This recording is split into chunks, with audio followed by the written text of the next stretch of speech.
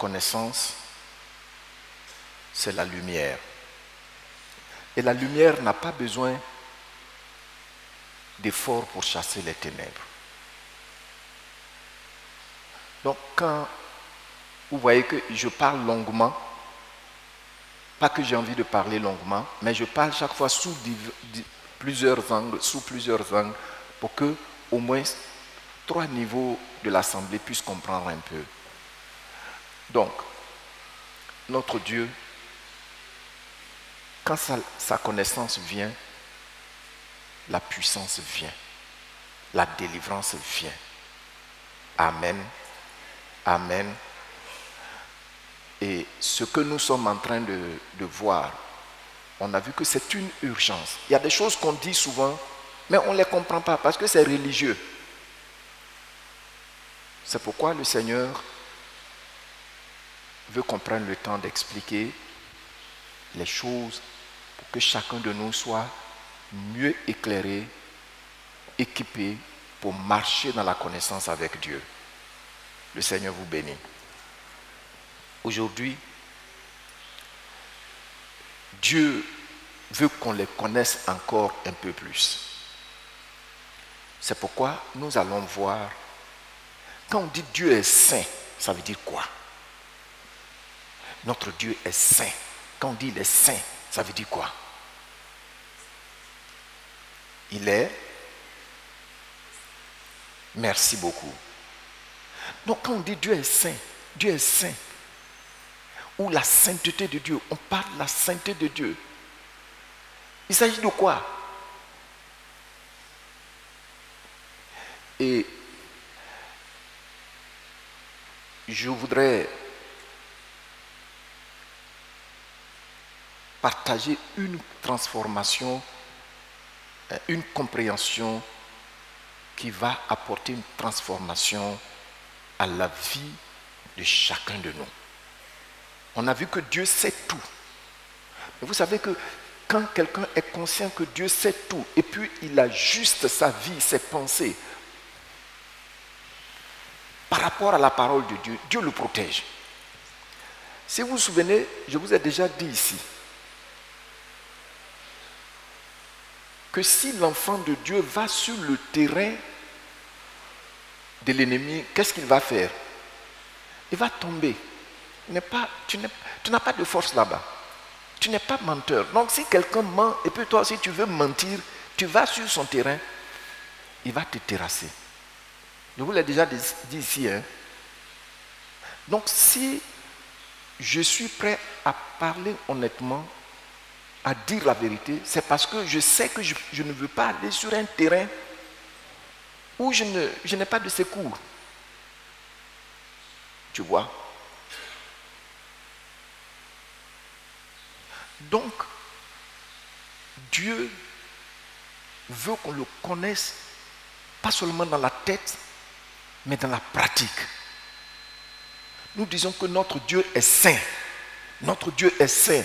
Ô Éternel, tu es saint. Ça veut dire quoi? Ensuite,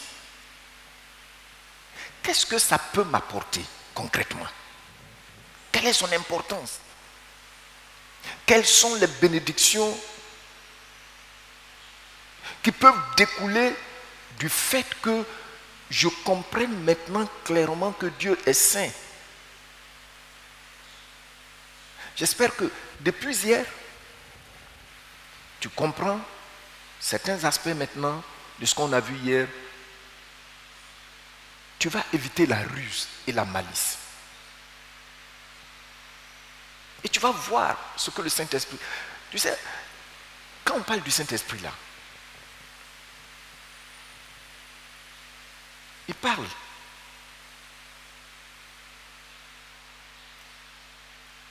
Le Saint-Esprit parle, hein?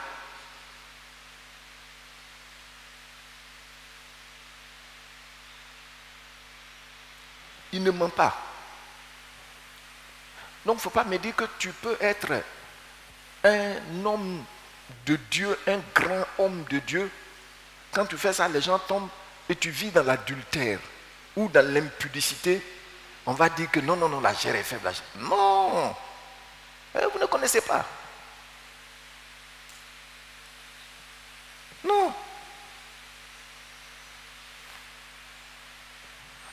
connaissance de Dieu nous amène à être comme lui.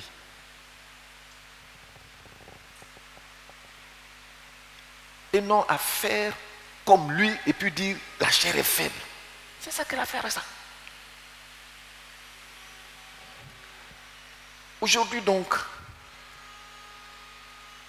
comme je l'ai dit tantôt, nous allons voir une partie aujourd'hui et puis par la grâce de Dieu, demain nous allons continuer et voir principalement les bénédictions qui découlent de la compréhension pratique de la sainteté de Dieu. Alors, je sais que nous entendons tous dire souvent Dieu est saint, Dieu est saint, et même bien plus. Nous aussi, nous confessons toujours dans nos temps d'adoration que Dieu est saint. Oh Seigneur, tu es saint. Gloire à toi, Éternel, tu es saint. Mon âme te loue, mon âme te bénit, ô Dieu saint. Qu'est-ce qu'on peut entendre concrètement par Dieu est saint? Je vais tenter de donner quelques définitions. Et puis, au deuxième pas, nous allons avoir une compréhension pratique. Quand on dit les saints, pratiquement là, ça veut dire quoi? Et puis par la grâce de Dieu, comme je l'ai dit demain, on va continuer et puis on va voir aussi les bénédictions qui en ruissellent. Donc, nous allons voir quelques passages qui nous disent que Dieu est saint. Ésaïe, chapitre 6, du verset 1 au verset 6. J'espère qu'aujourd'hui, par la grâce du Seigneur, l'ordinateur va pouvoir bien fonctionner. Hier, ils ont connu un peu de difficultés, sinon ils avaient déjà tout. Je leur donne chaque fois les choses. Voilà. Donc je lis et puis tu lis après moi. L'année de la mort du roi Osias, je vis le Seigneur assis sur un trône très élevé. Et les pans de sa robe remplissaient le temple. Des séraphins se tenaient au-dessus de lui. Ils avaient 6 ailes, ils avaient chacun 6 ailes, 2 dont ils se couvraient la face, 2 dont ils se couvraient les pieds, et 2 dont ils se servaient pour voler. Ils criaient l'un à l'autre et disaient: Saint, Saint, Saint est l'Éternel des armées. Toute la terre est pleine de sa gloire.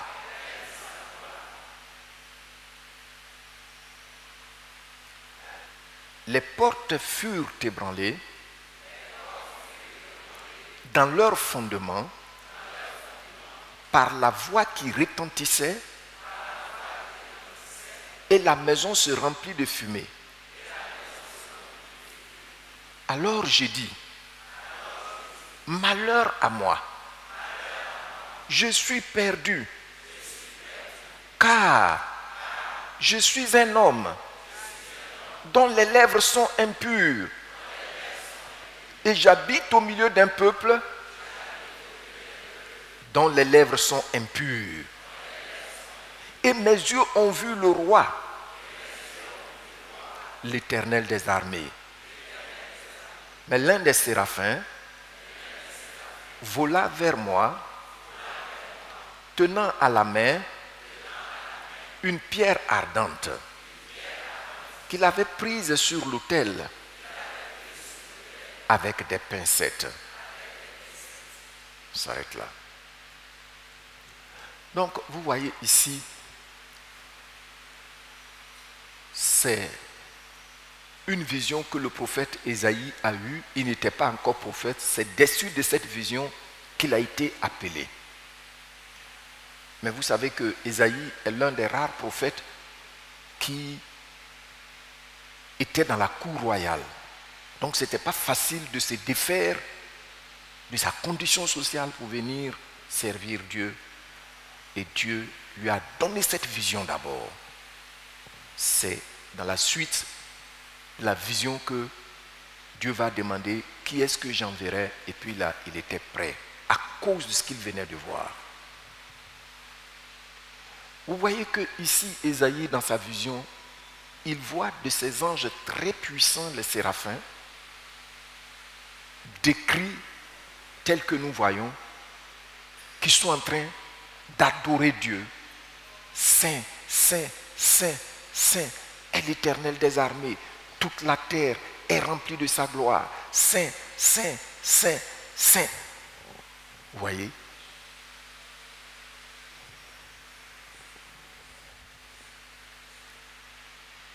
Nous continuons.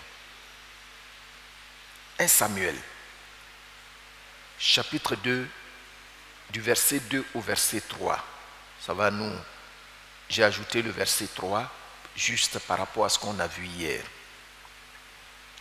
Et nous lisons. Nul n'est saint comme l'Éternel. Combien qui sont saints comme l'Éternel? Nul. Nul n'est saint comme l'Éternel. Il n'y a point d'autre Dieu que toi. Il n'y a point de rocher comme notre Dieu. Mais par rapport à hier, j'ai ajouté ce verset. Ne parlez pas avec tant de hauteur. Que l'arrogance ne sorte plus de votre bouche. Car l'Éternel est un Dieu qui sait tout. Et par lui sont pesées toutes les actions. Donc vous voyez que le premier jour, je vous ai dit, nos cœurs sont comme des aimants. Ou ça le repousse, ou ça l'attire. Tu as vu? Donc ici, Samuel aussi, il nous révèle, disons, que dans son livre, nous voyons que l'Éternel, nul n'est saint comme l'Éternel. Nul n'est saint comme l'Éternel. Vous voyez que la sainteté a donc besoin qu'on comprenne de quoi il s'agit. Nul n'est saint comme l'Éternel. Parce que quand on parle de sainteté, bon, moi quand j'étais enfant, quand on parle, on dit Dieu est saint, puisque je voyais certains prêtres qui venaient en boubou blanc, je voyais un vieux blanc quelque part dans les airs là-bas. Bon, fort heureusement, au fur et à mesure que je grandissais et j'ai connu le Seigneur, j'ai vu que Dieu est esprit. Donc ce n'est pas un vieillard assis quelque part là-bas avec la barbe qui vient jusqu'aux genoux et puis non. Et ce n'est pas quelqu'un qui est forcément dans un habit blanc. C'est juste important de comprendre cela. Donc ici, il dit nul n'est saint comme l'Éternel. Apocalypse, chapitre 4, verset 8, à partir du verset 8. Nous lisons ensemble. Les 4 êtres vivants ont chacun 6 ailes. Et ils sont remplis d'yeux. Tout autour et au-dedans. Vous voyez, ils voient tout. Imaginez-vous un peu un être, quand tu le vois, Il a 6 ailes, mais tout son être là est rempli de Dieu. Tout son corps, partout, c'est rempli de Dieu. Imaginez-vous ça. Comment est-ce que tu peux échapper à quelqu'un comme ça?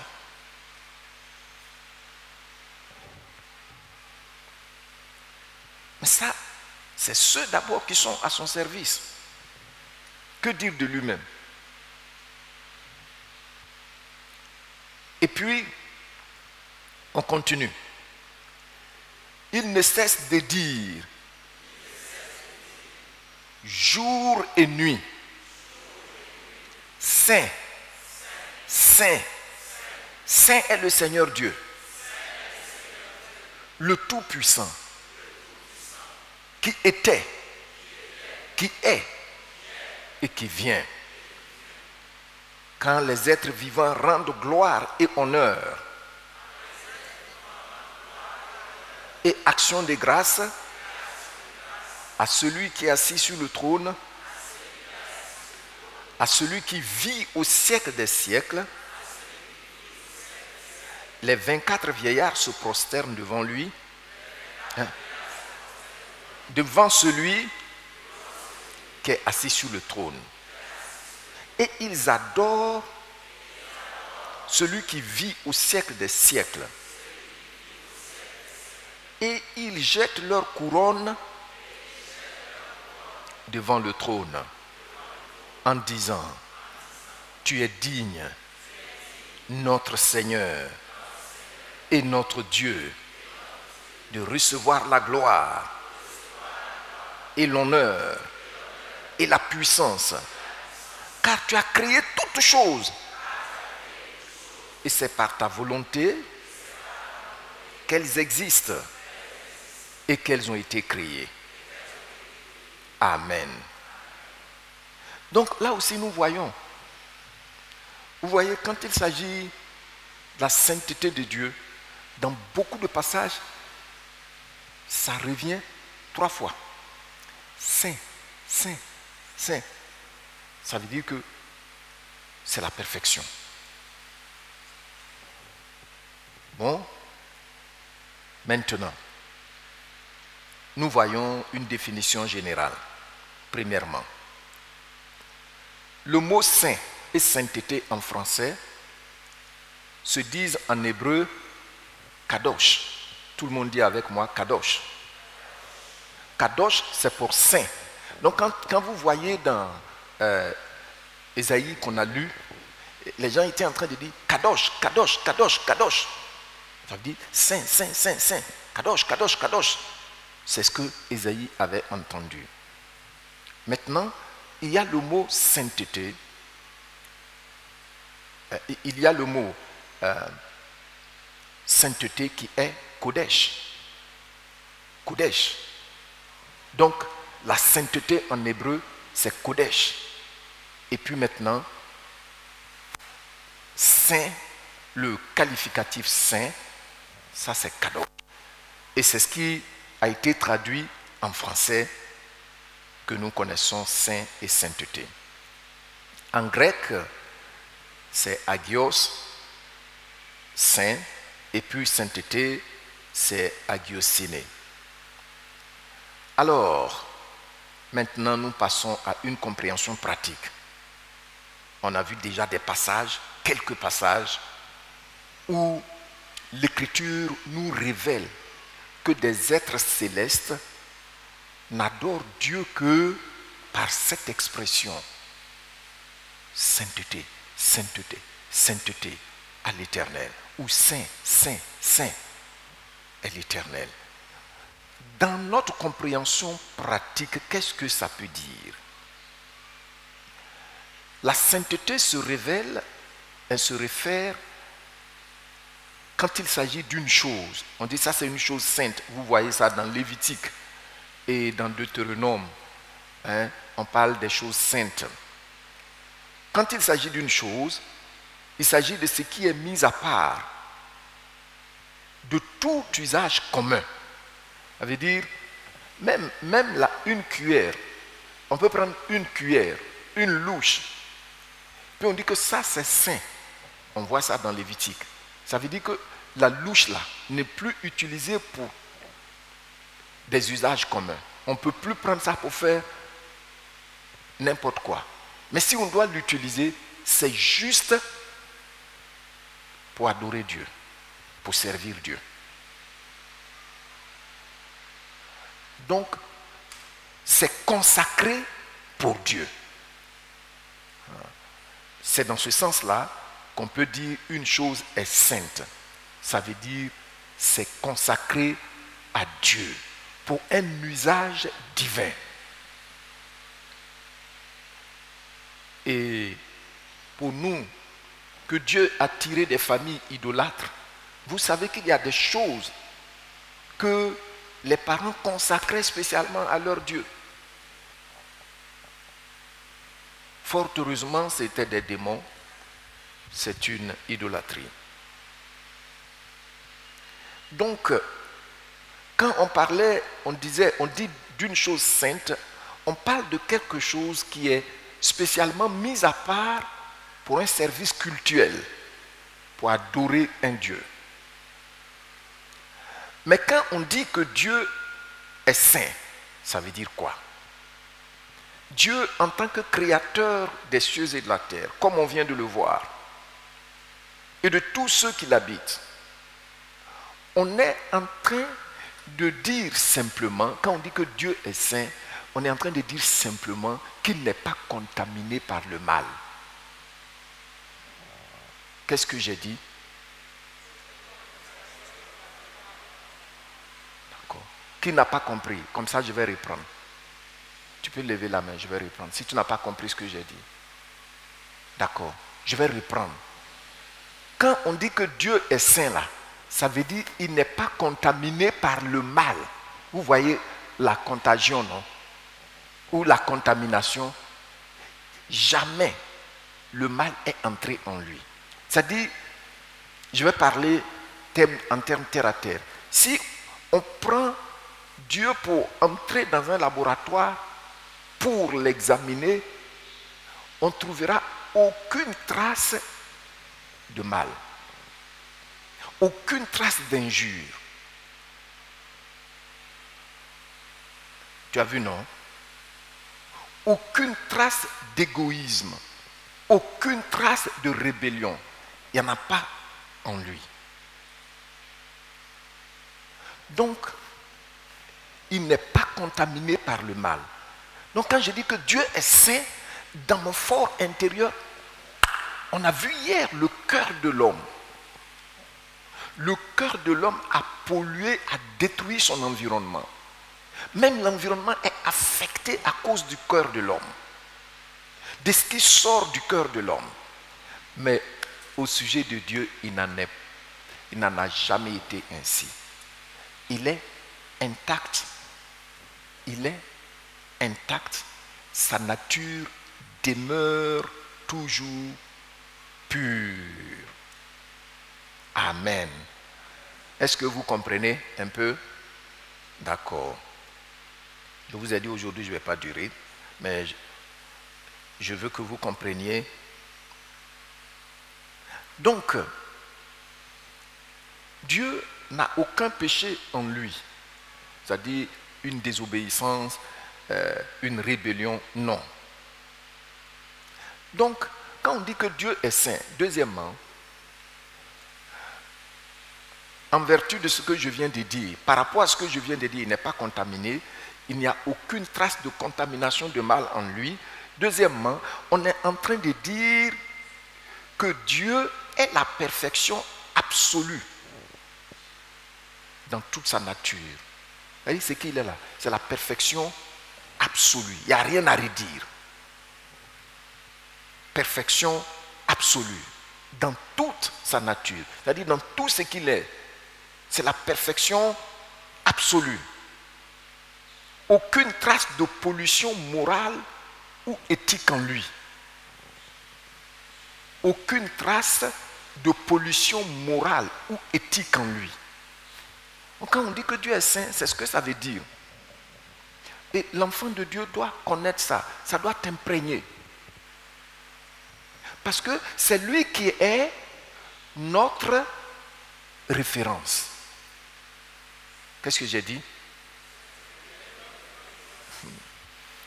Donc, à son opposé, quand on parle du diable, c'est la désintégration morale.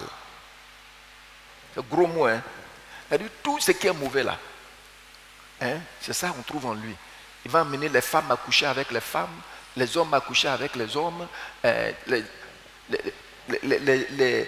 des adultes hein, de 30 ans à coucher avec une fille de 12 ans. Comment?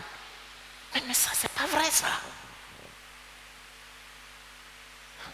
Toutes les vilaines choses qui peuvent choquer même quelqu'un qui n'est pas né de nouveau, ça y est dans le diable.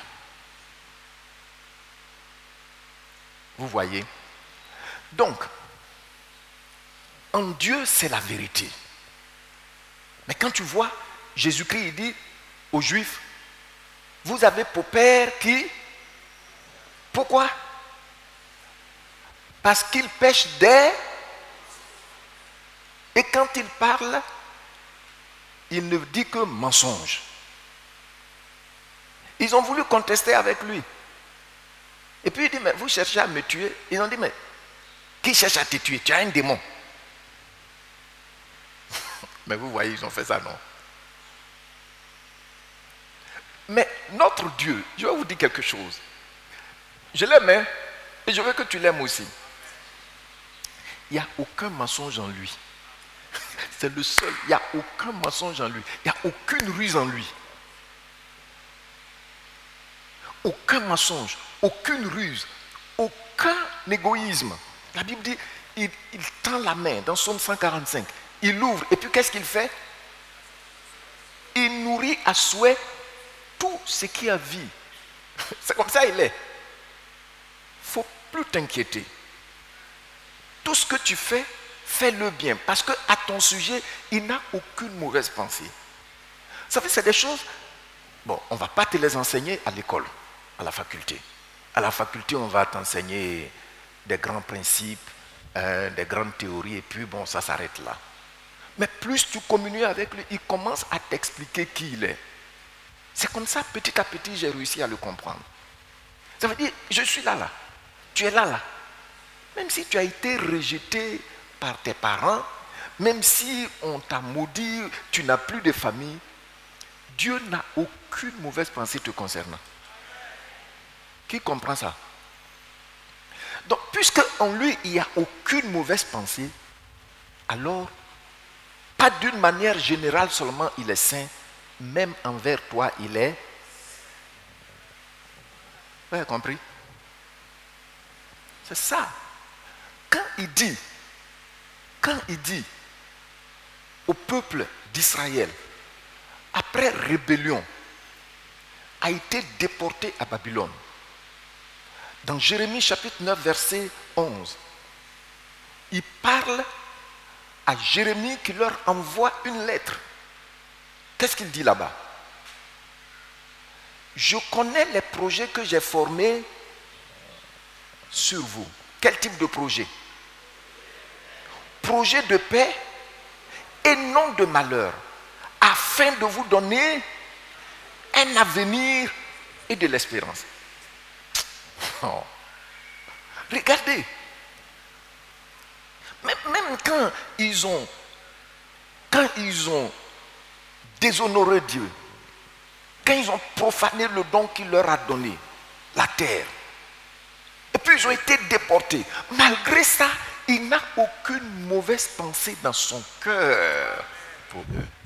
Ce soir, je vais te dire, si tu es tombé, n'aie pas peur de lui demander pardon. Il t'attend. Il n'a pas dit, tu vas mourir maintenant. Non. Il t'attend. Tu as compris ça? Il n'y a aucune mauvaise pensée dans le Seigneur te concernant. Ça me touche dans ma marche avec lui. Gloire au Seigneur. Qui comprend un peu ce que j'ai dit? Tu es béni au nom du Seigneur Jésus. Dites-moi, envers qui les démons que nos pères ont servis ont eu de bonnes pensées?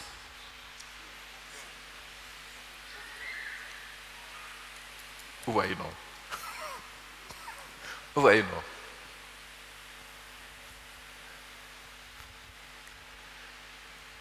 Quand Israël entrait dans la terre promise, Dieu lui a dit, quand tu vas partir là, les gens de là-bas là, ils sacrifient leur bébé à leur Dieu, Moloch.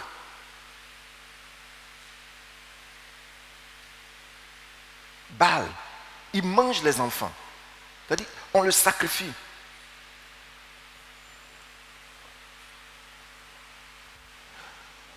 Il ne faut jamais sacrifier ton enfant. Il ne faut pas faire comme eux.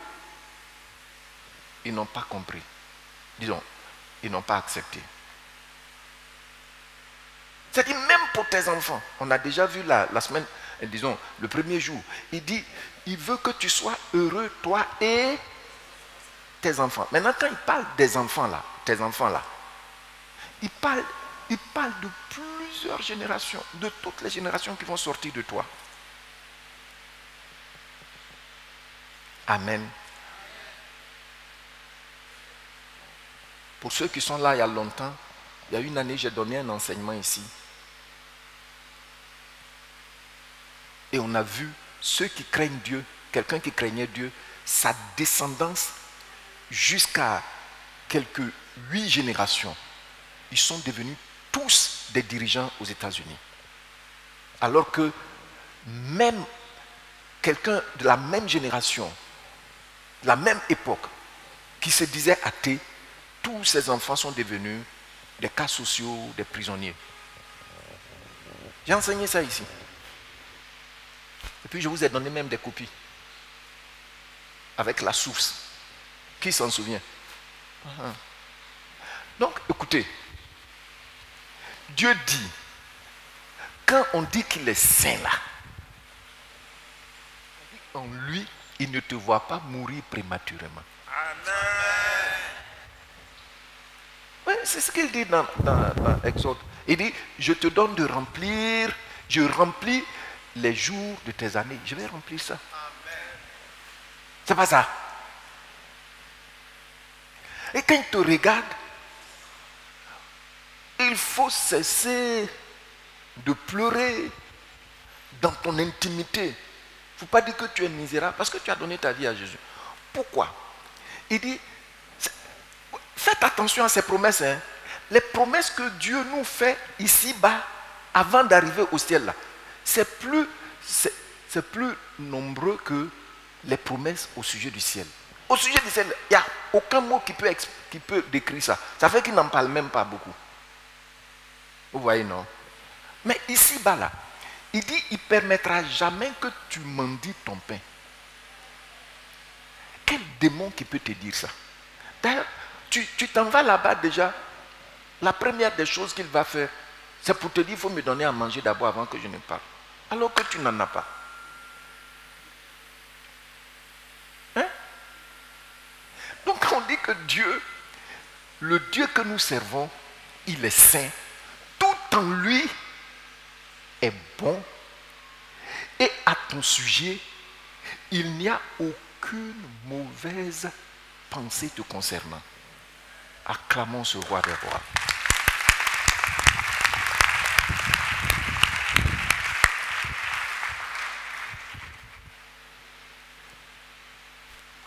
Amen. Donc même en déportation, quand tu prends le temps de méditer sur la parole de Dieu souvent, tu ressors tout joyeux. Parce que je le connais. Regardez, il va dire même dans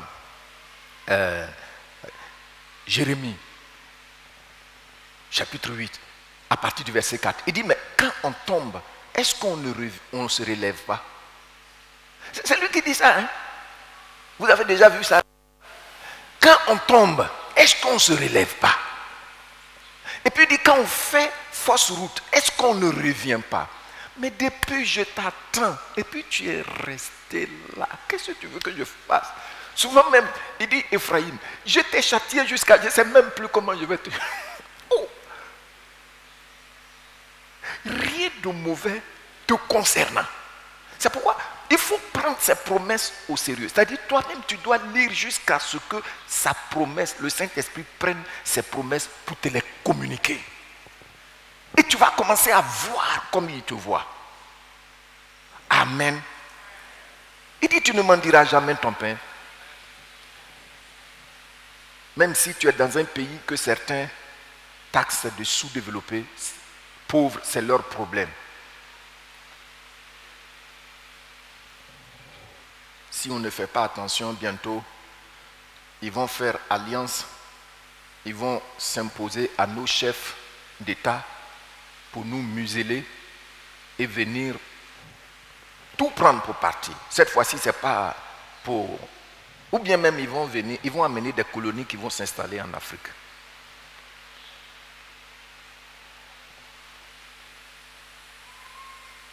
Parce que dans le monde, là où il y a plus d'or dans le monde, c'est les pays africains. Vous savez ça, non? Les 10 pays où il y a plus d'or dans le monde, le premier c'est le Ghana. Après il y a le Mali, Burkina Faso, l'Afrique du Sud, et puis les pays maghrébiens. Il y a tout.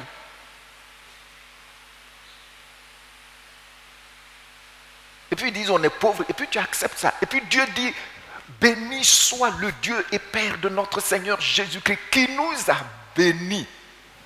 De combien de bénédictions? Toutes sortes de bénédictions. Ça veut dire quoi? Toutes sortes.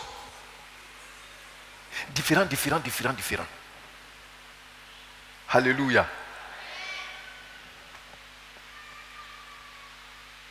Tu as vu? Or, aucun homme ne peut recevoir que ce qui lui a été donné. Mais tu es là, tu ne sais même pas que ce Dieu, tu dis, il est saint là. Tu ne sais pas que ça veut dire que tout ce qui est dans ses pensées pour toi, c'est de bonnes pensées. Tu ne sais pas ça. Les gens viennent à l'église avec un regard misérable comme ça. Oh. Alors que, ça dit que le diable nous a tellement chiffonné que quand le Créateur lui-même, il dit, voici ce que je suis, c'est difficile d'accepter ça. N'est-ce pas? Dis à partir de maintenant, Saint-Esprit, j'accepte tes révélations. J'ai du prix aux yeux du Seigneur. Mon Dieu est saint. Mon Dieu est saint. Je comprends qu'en lui, il n'y a aucune mauvaise pensée à mon égard. Acclamons-le.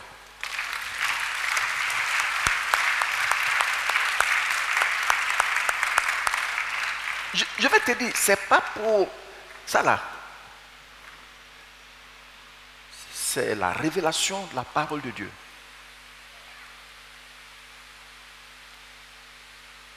Regardez. Adam a désobéi à Dieu. Et ce Dieu l'a maudit. Vous voyez, pourquoi Dieu ne l'a pas maudit? Parce qu'il est le seul qui l'a créé à son image. Donc il ne peut pas maudire son image. Ça, c'est un des arguments que nous sommes vraiment créés par Dieu, l'être suprême. Et puis un homme se lève, il te maudit, et puis tu es triste.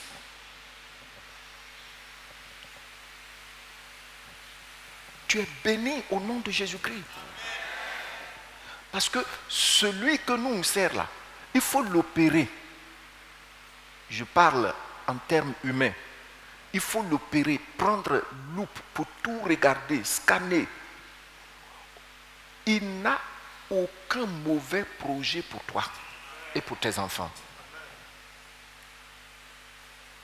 Donc quand on dit Dieu est saint là, mais bien aimé, c'est ce que David savait.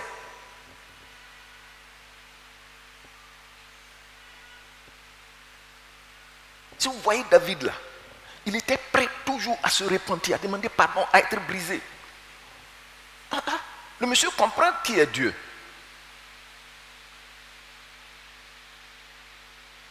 Ma prière, c'est que cette église comprenne. Amen. Quand on dit Dieu est omniscient, il voit tout. Que tu comprennes. Quand on dit que Dieu est saint, tu sois rassuré.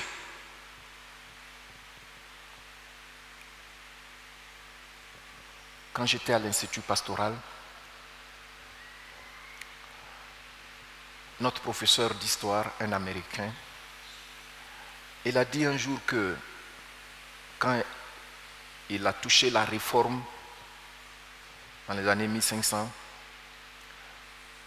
vous savez que il y a eu la réforme clandestine.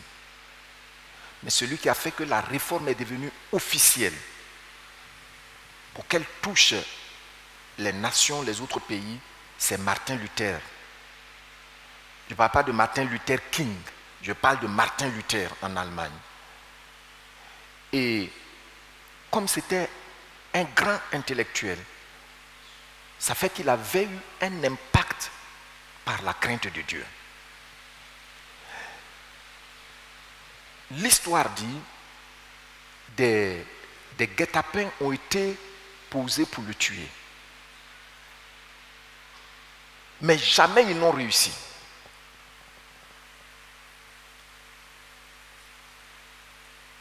Et puis une nuit, il dormait. Il n'était pas encore marié. Il dormait.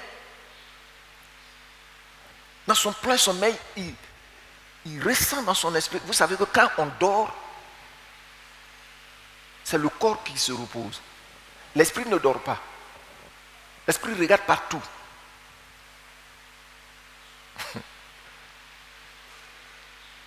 C'est à partir de là on parle des rêves. Bon, ce n'est pas ça mon but aujourd'hui. Donc, il se réveille et il voit un être assis au bord de son lit qui le regardait avec méchanceté.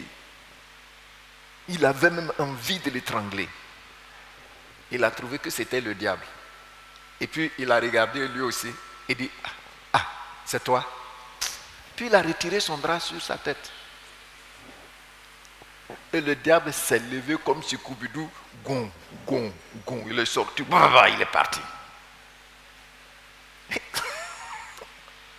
Le monsieur connaît son Dieu. Amen.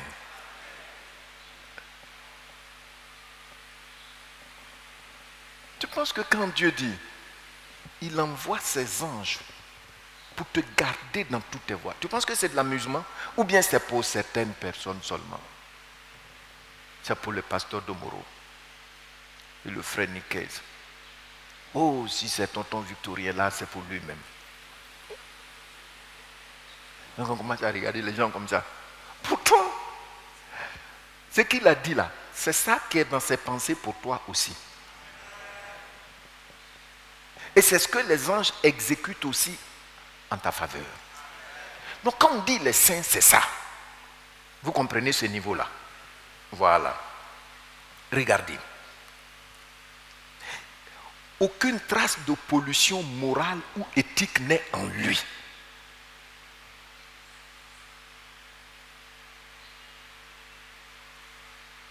Il n'y en a pas. Dieu ne mentira jamais.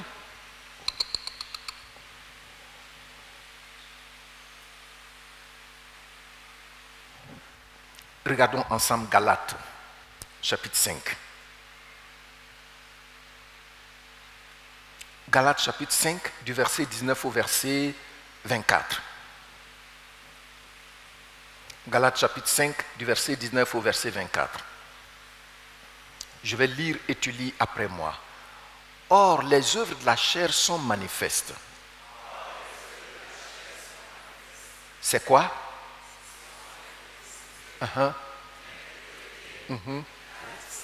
Oui, nous continuons. Oui. Oui. Oui.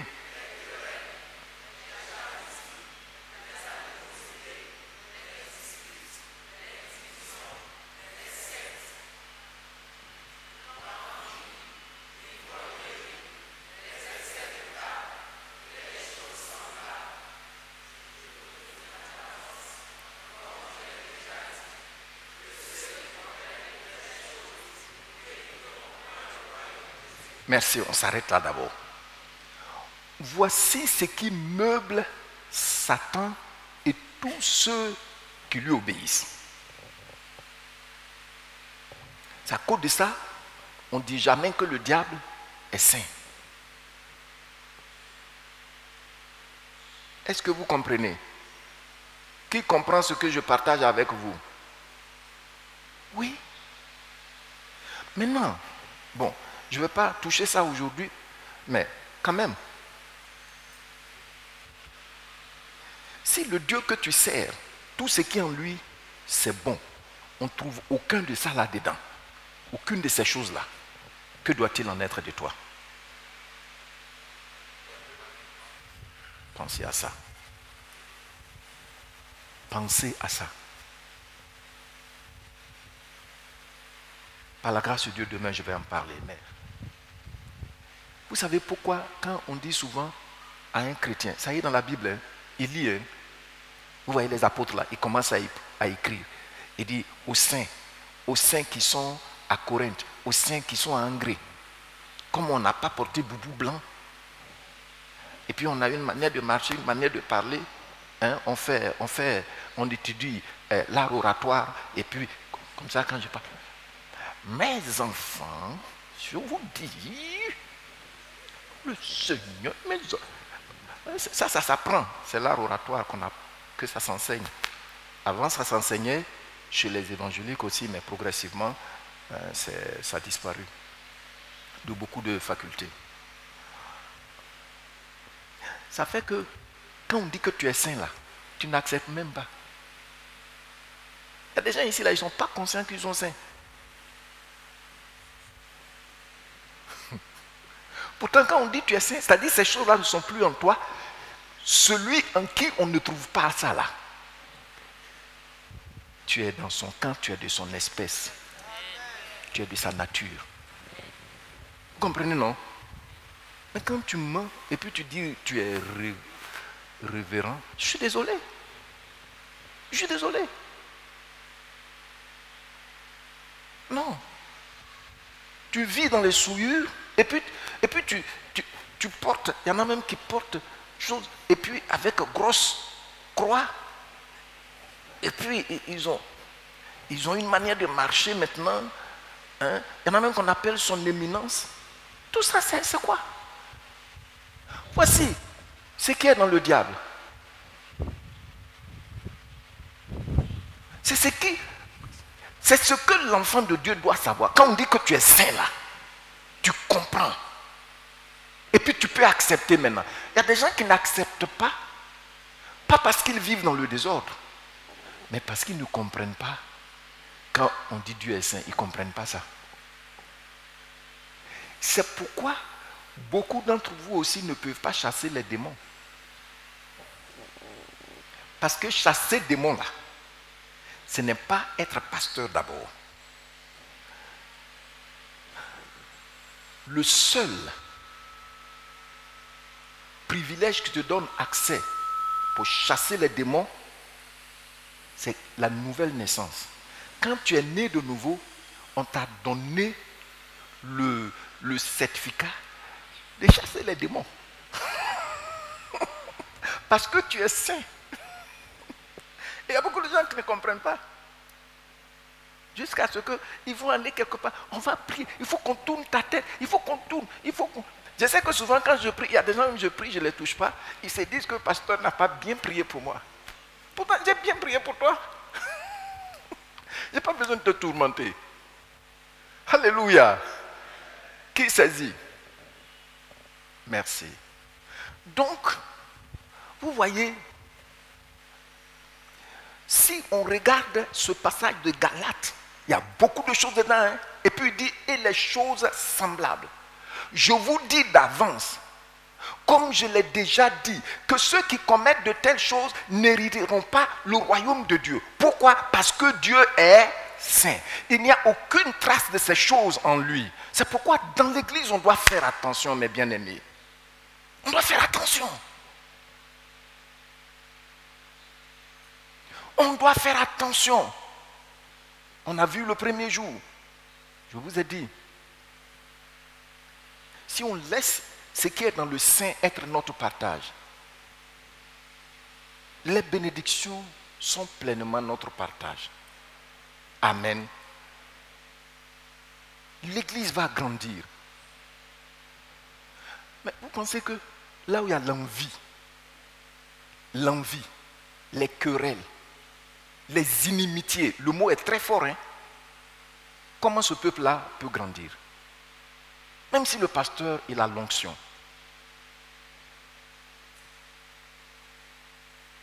Si ces choses sont dans ta famille,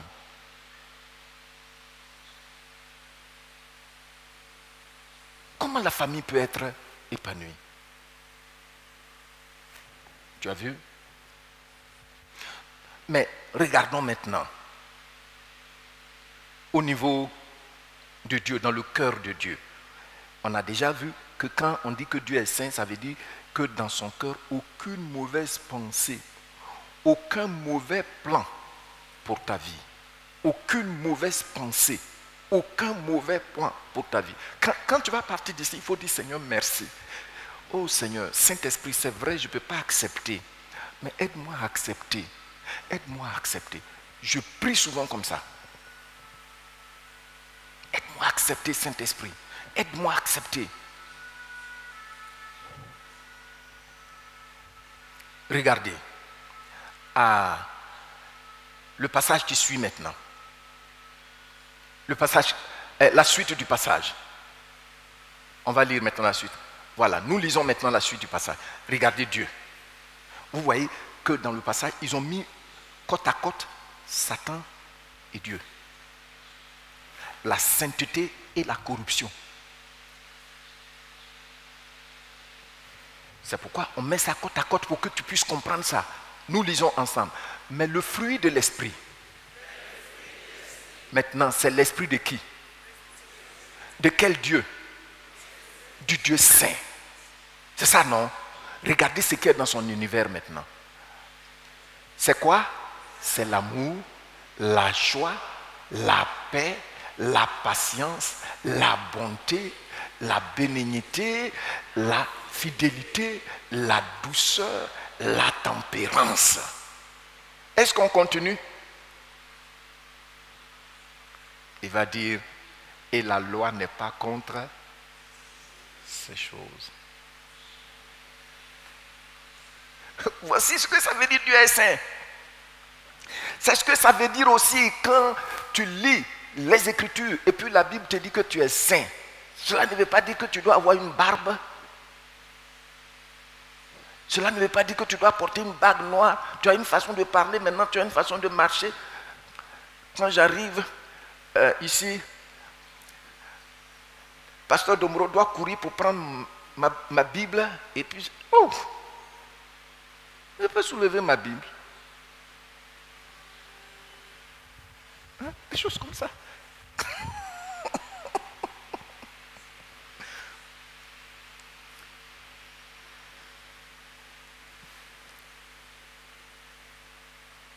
Gloire au Seigneur. Nous allons nous arrêter là aujourd'hui. Et je vais vous demander de prendre le temps de méditer là-dessus. Par la grâce de Dieu, demain, nous allons continuer. Mais bien aimé, la religion veut te plonger dans l'ignorance. Seule la relation avec Dieu te conduit à la connaissance. Satan aime se déguiser. Satan fait quoi? Mais notre Dieu ne se déguise jamais.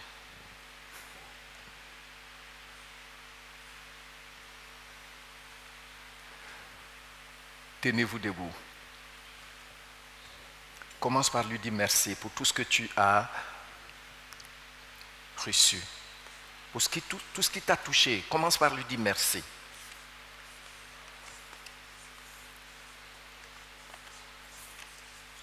Réalise qu'il a pour toi de bonnes pensées. Il n'a pour toi que de bonnes pensées. Il n'a pour toi que de bonnes pensées. Réalise cela.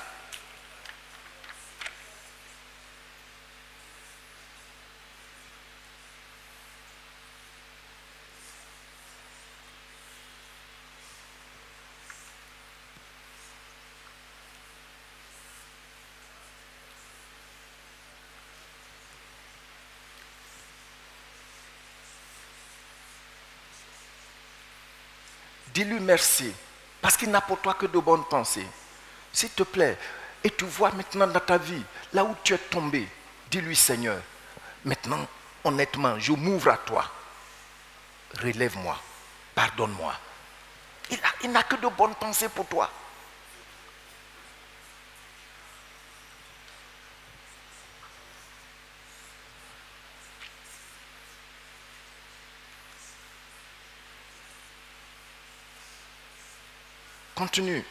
Continue à lui parler.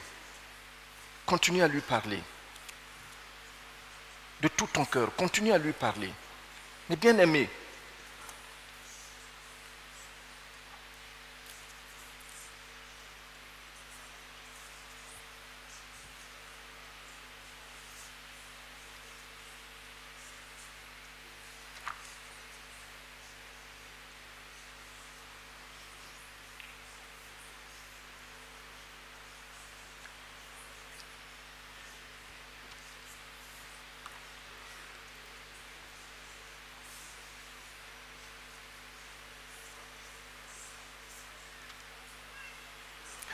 pendant que tu continues de lui parler et tu réfléchis sur le fait que dans le cœur du Dieu que nous on a accepté, qui a envoyé Jésus-Christ son Fils là, il n'y a aucune mauvaise pensée contre toi. Pendant que tu réalises cela, le Saint-Esprit te remplit de sa joie. Oh, tu vas voir que ton cœur commence à être rempli de joie. Tu deviens de plus en plus libre. Tu vas voir. Même il va commencer à parler à certaines personnes ici qui vont entendre.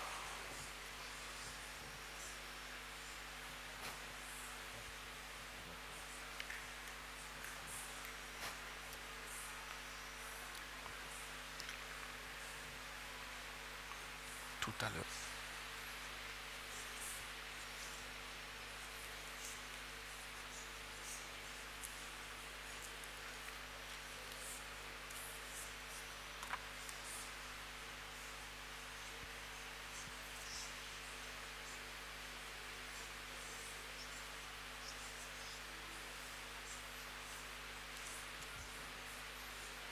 Prenez vos Bibles. On a un sujet de prière important. Et puis, on va lire, on va s'appuyer sur la parole. Prenez vos Bibles. Et puis, on va prier avec ça. Prier pour nous-mêmes. Tu pries pour toi-même. Tu pries pour ta famille. Tu pries pour l'Église, notre assemblée. Ézéchiel chapitre 36.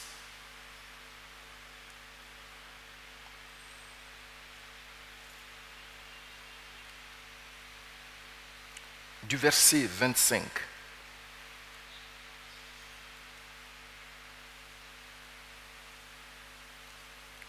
au verset 27.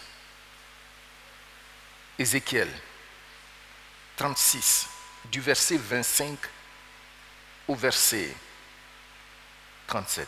Je voudrais que chacun de vous retrouve ce passage parce que c'est sur ça qu'on va s'appuyer pour prier. Et puis vous lisez, vous prenez également.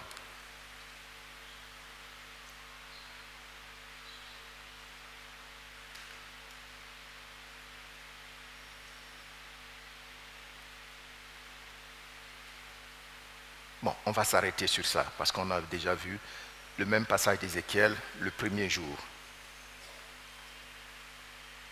Ézéchiel 11, 19, on a déjà vu ça le premier jour. Vous avez retrouvé? Oui, merci beaucoup. Aujourd'hui, j'acclame pour notre ministère. Ils ont réglé le problème. Vous êtes bénis. Donc, comme c'est écrit, vous déposez vos Bibles et puis vous vous tenez debout. Vous regardez et puis vous priez.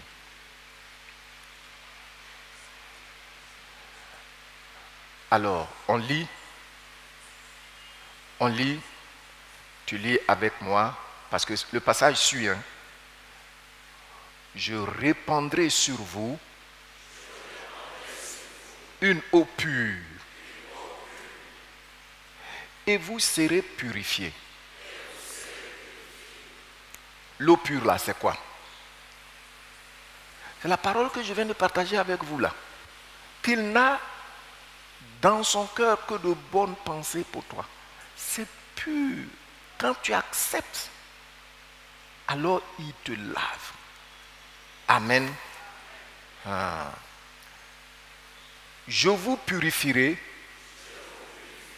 de toutes vos souillures et de toutes vos idoles. Nous continuons. Je vous donnerai. Qu'est-ce qu'il va nous donner? Et puis qu'est-ce qu'il va mettre en toi? Et puis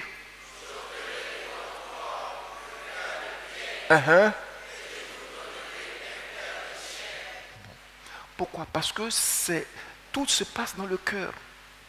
Il veut nous donner un cœur qui l'attire. Tu as compris, non? Un cœur. Pas un cœur comme ça, comme ça, comme ça. Qui te fait tourner en rond jusqu'à vieillir. Pourquoi? Hein? Donc tout à l'heure, nous prions. Il y a deux choses. Seigneur, merci de ce que tu dis. Avec une eau pure, tu laves mon cœur. Je l'accepte maintenant. Seigneur, tu dis, tu me donnes un cœur nouveau. Saint-Esprit, accorde-moi ce cœur nouveau. Opère ce miracle en moi. Je ne veux plus ignorer que je suis avec le Dieu en qui il n'y a aucune trace de haine pour moi. Ils vont la voir.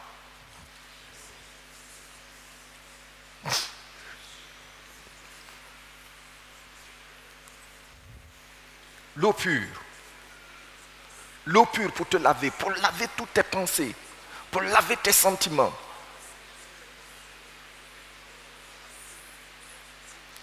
Un cœur nouveau. Il dit un cœur nouveau. Il ôte de nous le cœur de pierre.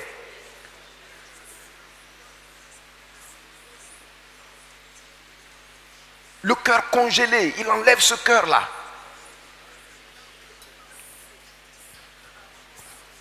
Prie, s'il te plaît. C'est les deux choses que tu dois demander. Prie. Et pendant que tu les demandes pour toi-même, tu les demandes pour ta maison, pour ta famille, tu les demandes pour notre assemblée. C'est les trois niveaux. Demande cela pour notre assemblée. Demande aussi cela pour la Côte d'Ivoire. Prions, prions s'il vous plaît.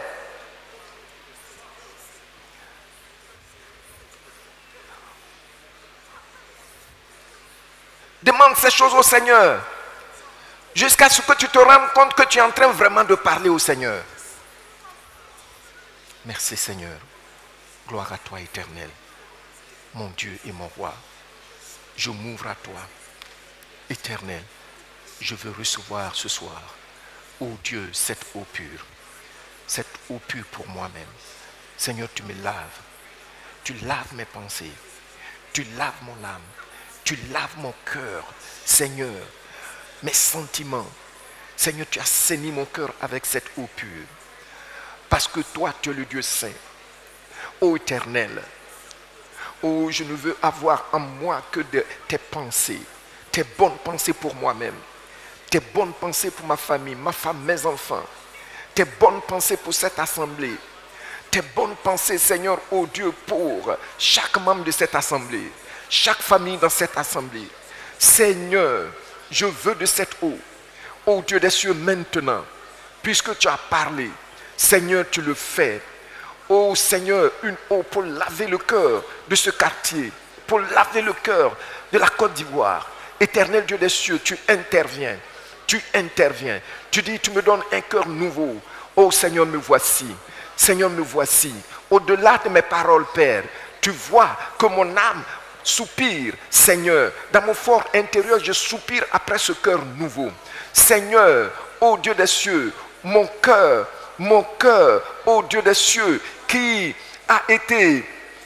est devenu comme une glace. Seigneur, tu l'enlèves. tu l'enlèves, tu l'enlèves, tu l'enlèves. Toi seul sais où ça se trouve. Toi seul sais, Seigneur, où ce cœur givré, dans mon frère, dans ma soeur. Seigneur, ce soir, tu étends ta main. Seigneur, ce soir, tu étends ta main.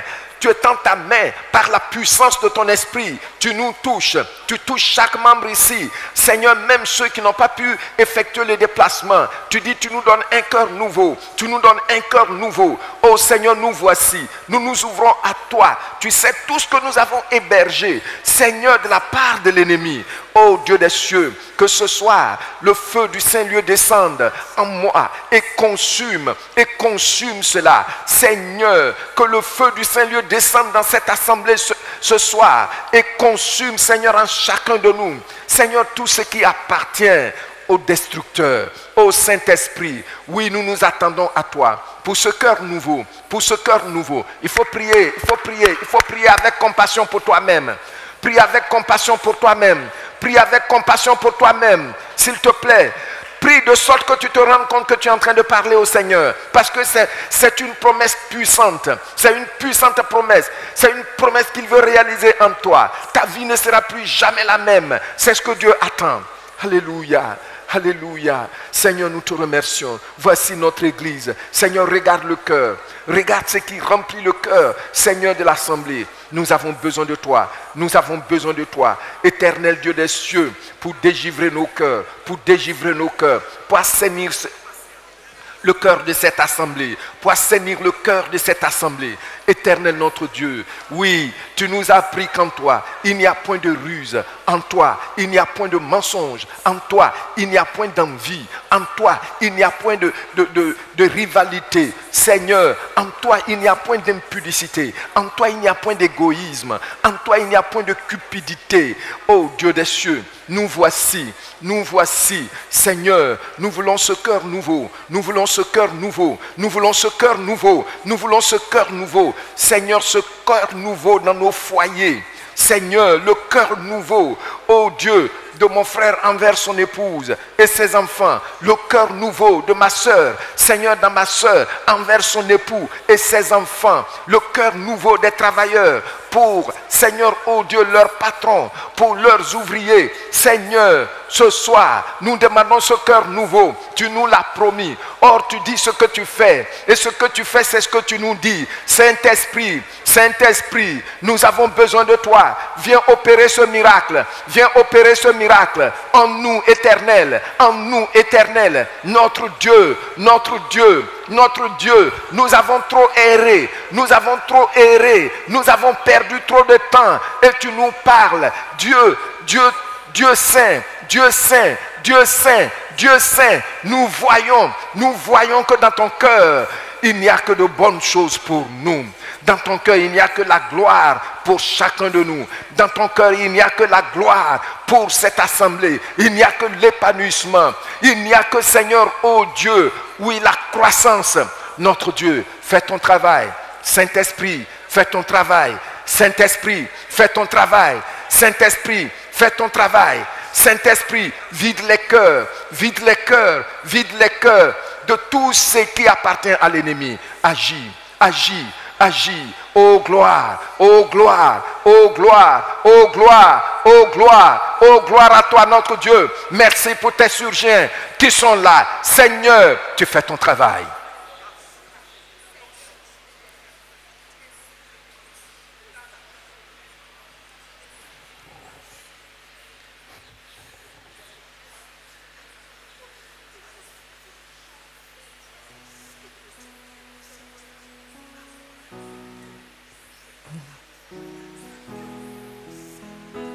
Aie compassion de toi-même.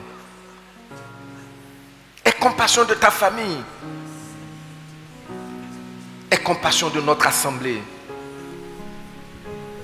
Aie compassion de ce quartier, de cette commune et de ce pays.